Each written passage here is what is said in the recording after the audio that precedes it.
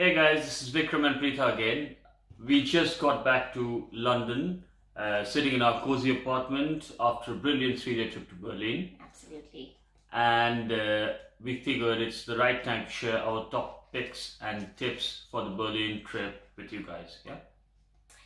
So first I'll start with a bit of a trivia. Did you know that Berlin is the city of Alexander Humboldt, who was one of the foremost explorers of the world?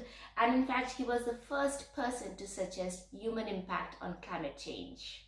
I had no idea. Neither did I.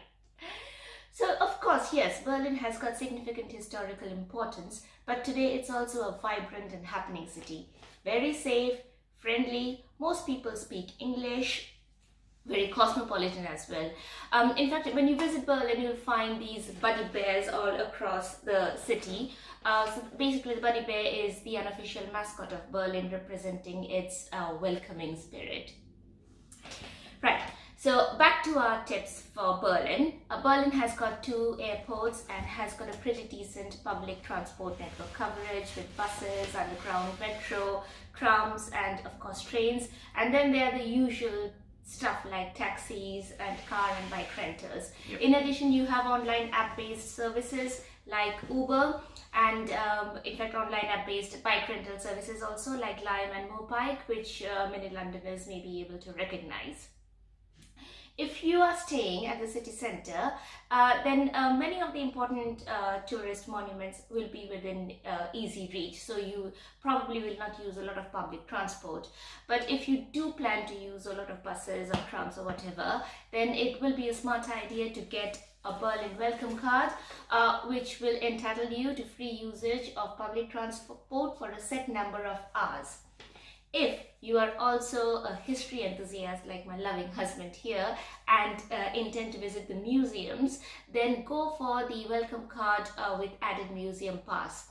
Obviously, it's going to cost you a few extra euros, but then you will also be able to gain free entry through the priority line to 5 museums.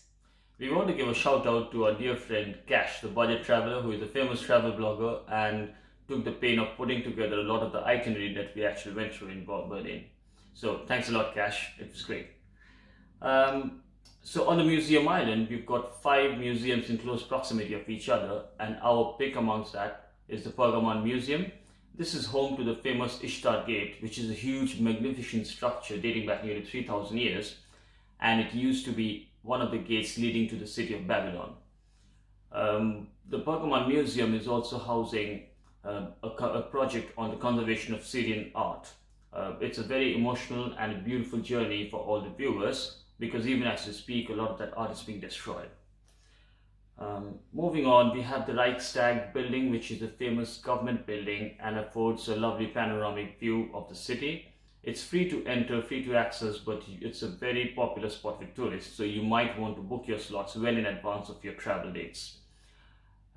There's the Holocaust Memorial close to the Reichstag, which basically is a memorial to 3 million Jews who were killed in the Holocaust. It's a very somber and a poignant place, and if you do visit that to pay your respects, I would ask you to keep in mind the seriousness and the propriety of the place. Then we have the Victory Column, which is near the Tiergarten.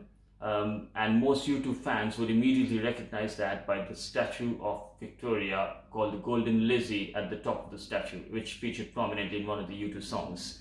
So I'll leave you to guess the name of the song. If you are in Berlin, you might want to visit and see the Berlin Wall or the remnants of the Berlin Wall. You can do that in a couple of spots across the city. Our pick would be the Berlin Wall Memorial near the Bernau Strasse. It lays out, gives you an example of how the wall looked like, how it operated, what are the different levels in the wall, and there is also a small museum dedicated to the life and times of people as it were during those times, which we found to be like an eye-opener. It was amazing. Absolutely. Now Berlin, like other touristy cities, has got a hop-on, hop-off bus service, but we'll let you know about a budget-friendly alternative. We did discover that there's a bus number 100 that goes through a stretch of road passing through most of the touristy attractions. In fact, even if you're inside the bus, you'll be able to see proper amazing front side views of these monuments and structures. So if the weather is rubbish, or if you feel lazy, or if you just do not have enough time, hop on bus number 100 and grab a window seat, and don't forget to thank us later. Germany has got a very rich Western classical music heritage, and Berlin arguably has one of the finest philharmonic orchestra in the world. So if you are an enthusiast like us, why don't you have a look at what's on at one of the concert halls or opera houses before you board your flight to Berlin? Though this time we did not manage to catch any classical show, but what we did watch, courtesy our amazing friend Cash, was a magnificent visual treat called Vivid, which is on now at the Friedrichstadtpalast in central Berlin. It is an opulent production with amazing acrobatic acts, songs, dance, glittering costumes, some of the most exotic hats you'll ever see, and the best special effects I've ever experienced in my life. So if you have plans to visit Berlin anytime soon, we strongly recommend that you go online now and have a look at the tickets. Definitely. Berlin also happens to have a very vibrant nightlife. And there are loads of places where you can go for your clubbing or even for a quick drink or two. One of the areas in the city is called Kreuzberg. It's a very young part of the city, very much accessible by public transport, and it's also very easy on the pocket. But what we do recommend is to carry a bit of cash when you're there, because a lot of the places there do not accept cards.